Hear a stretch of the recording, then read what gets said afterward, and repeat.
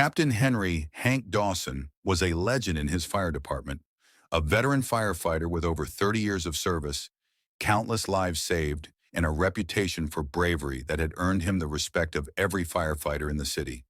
But with his retirement looming just weeks away, Hank was far from at peace. Every night as he lay in bed, memories of a fire 10 years ago haunted him. A four-story apartment building had gone up in flames.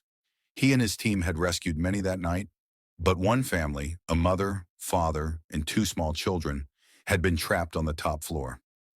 Hank had made the impossible decision to prioritize the residents on the lower floors, believing it would save the most lives. By the time they got to the top floor, the family was gone, consumed by the fire. The weight of that night never left him. He never told anyone how he relived the screams, the terror, and the heat.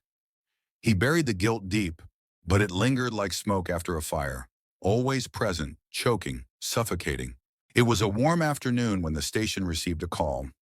A fire had broken out in an old tenement building on the city's west side. The address froze Hank. It was the same building where the family had perished all those years ago. The building had been repaired and re-inhabited, but the scars on Hank's mind had never healed.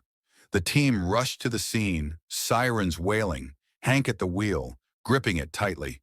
As they arrived, the flames were already consuming the upper floors of the building. Thick black smoke billowed into the sky, and residents were hanging from windows, screaming for help. Hank felt a chill run down his spine, an unsettling déjà vu. "Cap, what do we do?" his rookie lieutenant Tony asked, eyes wide with fear. Hank's hands trembled, but he knew there was no time for hesitation. "We follow protocol," he said firmly, even though his heart was pounding. "Evacuate the lower floors first, then we go up."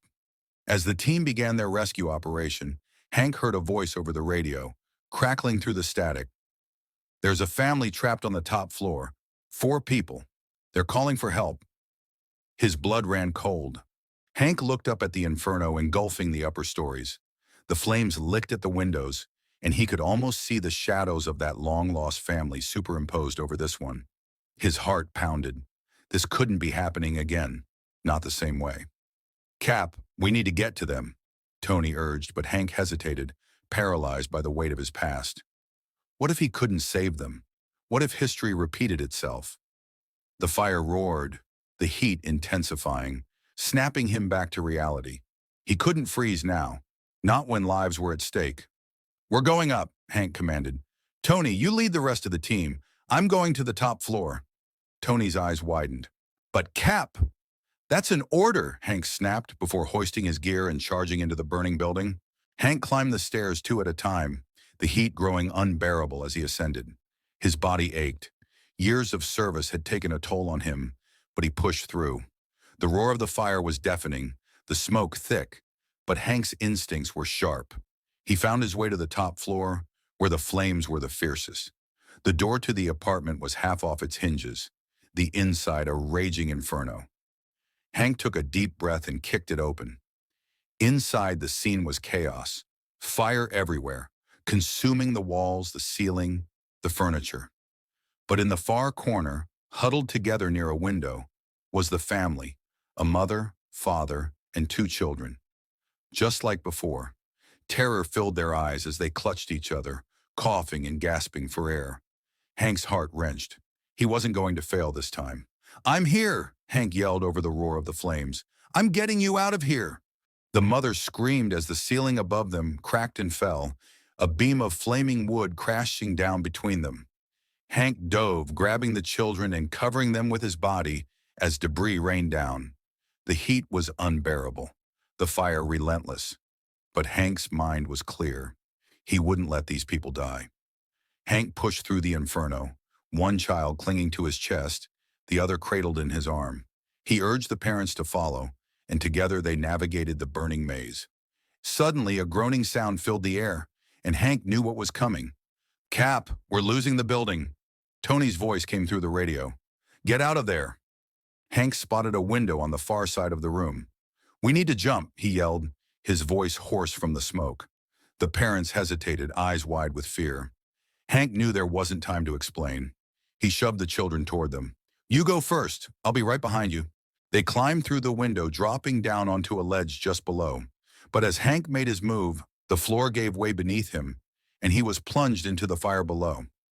He grabbed onto the edge, barely holding on, the heat searing his hands, his lungs burning, but his mind was clear. This was the price. This was his final call. With a deep breath, Hank let go, falling into the flames. The building collapsed moments later, a fiery explosion sending a cloud of smoke into the sky. Firefighters on the ground scrambled, calling for Hank over the radio, but there was no response. It wasn't until the fire had been subdued hours later that they found his body, buried beneath the rubble. He had saved the family, just like he'd promised, and in doing so, he had made peace with the past. At Hank's funeral, the family he saved stood at the front, their tears flowing freely as they looked upon the hero who had given everything for them. Tony, now a seasoned firefighter in his own right, delivered the eulogy, his voice breaking with emotion. Hank Dawson was more than a firefighter, Tony said. He was a protector, a leader, and a man who gave everything he had for the people he loved, and even for those he didn't know. He carried the weight of the past with him, but in the end, he made sure that burden wouldn't be passed on. He made sure we'd remember him as the man who never gave up, who fought until his final call. As the flag was folded and handed to Hank's family, a single bell rang out, the sound echoing into the distance. It was the final bell, the final salute to a man who had given everything for others. And in that moment, Hank's spirit finally found peace. If you find this story interesting, please like, share, and subscribe so as to motivate me to make more interesting stories.